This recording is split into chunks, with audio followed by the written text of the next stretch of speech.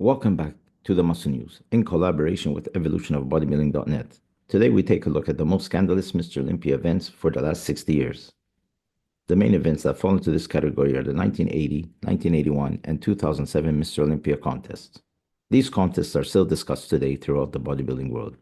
Starting with the 1980 Mr. Olympia, this was looking to be a normal event for three-time Mr. Olympia champion Frank Zane.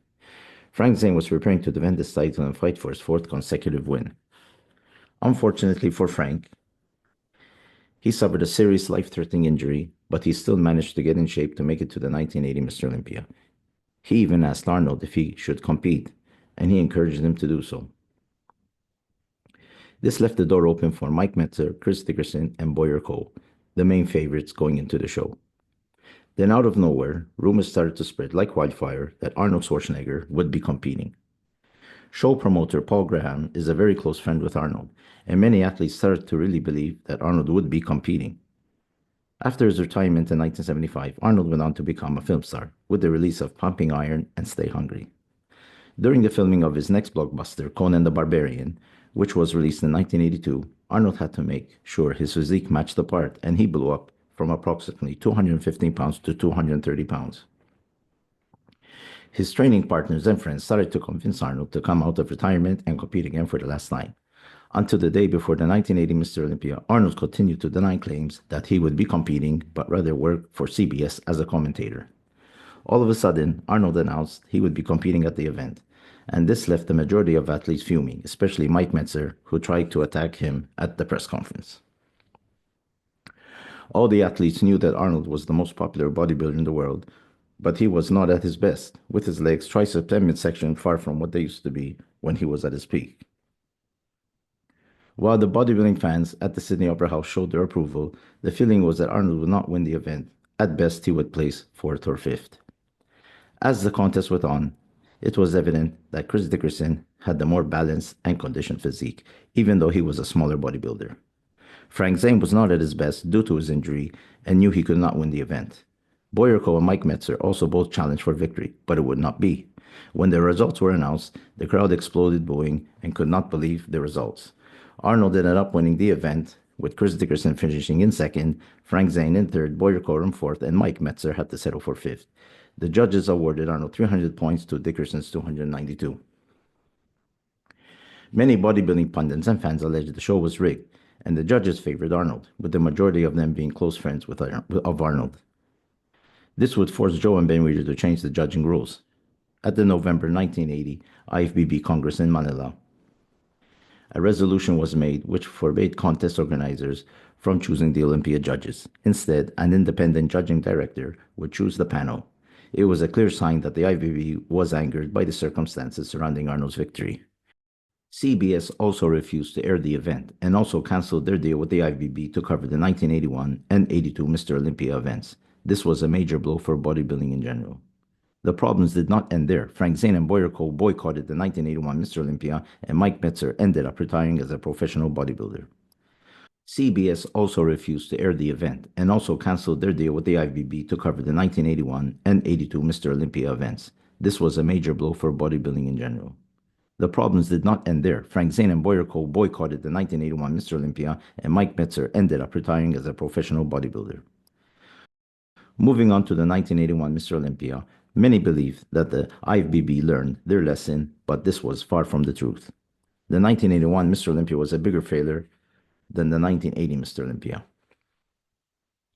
With Frank Zane, Boyer Cole, and allegedly other bodybuilders boycotting the event, the Weider brothers had to convince bodybuilders such as Ken Waller, Mike Katz, and Ed Corney to compete. These bodybuilders were way past their prime, but with their status, thanks to Pumping Iron, they added to the lineup.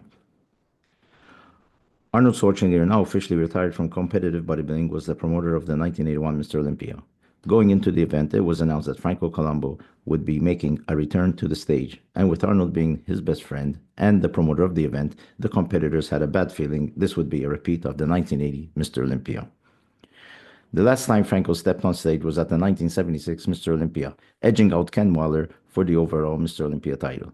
As many believed Franco would continue to dominate the sport, he participated in the 1977 World's Strongest Man event, and it did not go as planned. Franco went on to suffer a very serious and horrifying knee injury during the fridge carry race. Many believed this would end his career. Franco managed to get into shape in the shortest time for the 1981 Mr. Olympia, believing he could replicate what his best friend Arnold Schwarzenegger did the previous year. But Franco was nowhere near the condition his best friend Arnold was in.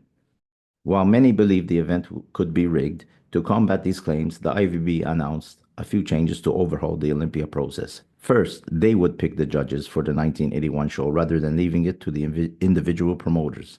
Second, a new scoring system was introduced wherein judges gave points to the competitors across the 3 rounds, prejudging, mandatory poses, and posing routine, with a maximum of 20 points awarded to the best athlete. This was designed to add more layers to the judging and promote more visibility.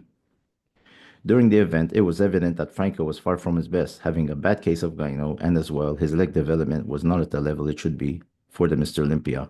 Standing next to the shredded Danny Padilla, Chris Dickerson, and Tom Platz, who had the freakiest leg development ever, Franco had no chance of winning. But to the shock of the entire bodybuilding world, Franco was given the nod for victory, while Chris Dickerson again had to settle for second, Tom Platz finished in third, Roy Callender in fourth, and a shocking fifth place for Danny Padilla. Fans booed so loud that the MC could not continue to announce the results, and several fans threw projectiles toward the stage. This did not bother Franco, who celebrated with his wife, but Ben Weider knew something was seriously wrong. Even though the IFBB picked the judging panel, one judge, Franco Fazzi, was allegedly a very close friend of Arnold and Franco. Then there was the new scoring system. Of the 7 judges, only 2, including Fazzi, had Columbu in first place. But because of the point distribution, his overall score was the highest among the competitors and 5 points ahead of the eventual second place, Chris Dickerson. It wasn't necessary that everyone picked Columbu to win. Rather, they gave him more points as the second, third, and fourth place. This eventually gifted Franco the victory. This again would force the IFBB to reevaluate the scoring system to make sure it is what it is today. There will always be a little controversy on who should win the Mr. Olympia, but after 1981, everything seemed to settle, and the majority of fans and athletes agreed on the results of the Mr. Olympia. The next and final Mr. Olympia we will be analyzing is the 2007 Mr. Olympia. Jay Cutler was preparing to defend his Mr. Olympia title for the first time, and going into the event, Victor Martinez was already the main contender to give Jay Cutler a hard time, but Ronnie Coleman was also back to try and win back his title and win his 9th Mr. Olympia title. Unfortunately for Coleman, the best he could do was 4th place, and he would announce his retirement after this event. After winning the 2007 Arnold Classic, the 2000 NPC overall national champion, Victor Martinez, was one of the top favorites to challenge Cutler for the title. Jay Cutler was not at his best at prejudging, and Victor Martinez was ahead, with a more refined physique displaying a great balance of size, condition, and aesthetics. Standing side by side thanks to his genetics, Victor Martinez has a more pleasant physique to look at compared to Jay Cutler. Backstage at the 2007 Mr. Olympia, Jay Cutler admitted that he was not at his best at the prejudging the day before. An illness disrupted his final days of preparation. He planned to come in at 275, but his weight fell to 265 and was 5 pounds less than that after prejudging. I'm about 267 tonight, Cutler states before the finals. I carved up all day and replenished some fluids. I need to be full in my chest to look impressive, and when I lose my peak, I smooth out in my upper body. My legs are never a problem. I wasn't at my best at the start yesterday, and I knew it, but I won't be flat tonight. Victor Martinez, like Cutler, says he didn't look at the photos, but he too knows it's close. I felt great about how things went, he says. I played it cool. I didn't put too much into my poses, but I saw Cutler shaking next to me. He was squeezing so hard. I'm prepared for what happens. Tonight, either way, I'll do all I can, but it's out of my hands. Going through their poses and callouts, it was evident that Victor would be challenging Cutler for the title. Jay Cutler would have the dominant back pose, the best in the world at the time, but Victor was beating Cutler in other poses with his better condition and balance. Just as Victor Martinez said backstage, the final result is out of his hands, and he eventually had to settle for second, and the crowd in attendance did not agree with his placing, expecting Victor to defeat Cutler and win the 2007 Mr. Olympia title.